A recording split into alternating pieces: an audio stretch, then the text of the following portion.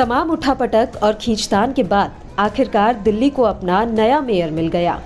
आम आदमी पार्टी की प्रत्याशी शैली ओबरॉय ने मेयर पद का चुनाव जीता है। शैली ओबरॉय को 150 वोट मिले हैं, जबकि बीजेपी की रेखा गुप्ता को 116 वोटों पर तसल्ली करनी पड़ी। बहुत बहुत बधाई देना चाहता हूं। दिल्ली को मेयर मिला, शैली ओबरॉय जी मेयर चुनी गई, उनको बहुत बहुत बधाई।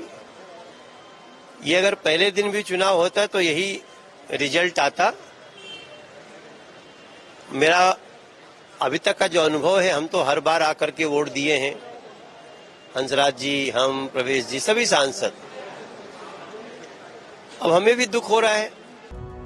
250 सीट के सदन में मेयर बनने के लिए 138 वोट चाहिए थे। मेयर चुनाव में 241 पार्षद, 10 सांसद और 14 विधायकों ने वोट डाले। वहीं 9 कांग्रेस पार्षदों ने चुनाव में हिस्सा नहीं लिया। वहीं आम आदमी पार्टी अपनी इस जीत पर अब प्रतिक्रिया देती हुई नजर आ रही है।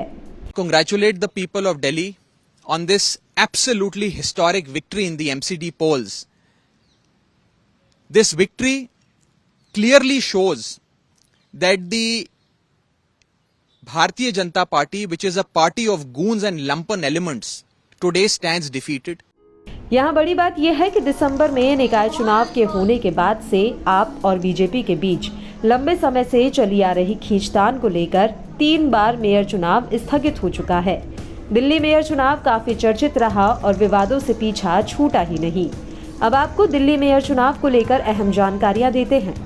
दरअसल सुप्रीम कोर्ट में आम आदमी पार्टी के निर्णायक जीत के बाद ये चुनाव हुआ है। इससे पहले दिसंबर में निकाय चुनावों के बाद से आप और बीजेपी के बीच लंबे समय से चली आ रही खींचतान के बीच 3 बार मेयर चुनाव स्थगित हुआ। आप उम्मीदवार शैली ओबरॉय ने बीजेपी के इस तर्क पर सवाल उठाते हुए सुप्रीम कोर्ट का दरवाजा खटखटाया था कि उपराज्यपाल ने 10 मनोनीत सदस्यों को चुनाव में मतदान करने की अनुमति दी है। सुनवाई करते हुए सुप्रीम कोर्ट ने ये साफ किया था कि मनोनीत सदस्य चुनाव में मतदान नहीं कर सकते हैं। मनोनीत सदस्य चुनाव में भाग नहीं ले सकते। संवैधानिक प्रावधान बहुत स्पष्ट है।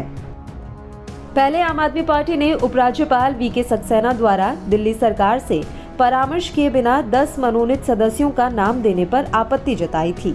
10 मनोनीत एल्डरमैन के शपथ ग्रहण और उनके मतदान के सवाल ने 3 बार मेयर चुनाव को रोक दिया था। सुप्रीम कोर्ट की सुनवाई को समायोजित करने के लिए चौथी बार चुनाव स्थगित किया गया। वहीं सुबह 11 बजे वोटिंग शुरू होने से पहले भी सिविक सेंटर में हंगामे जैसे हालात दिखाई दिए। आम आदमी पार्टी के पार्षदों की पुलिस से झड़प भी हुई। हंगामे की आशंका को देखते हुए सदन में सुरक्षा के पुख्ता इंतजाम किए गए। सदन में एसएसबी जवानों को तैनात किया गया। आखिरकार बुधवार को मेयर चुनाव संपन्न हुआ और इसी के साथ दिल्ली को 10 साल बाद महिला मेयर भी मिल गई है।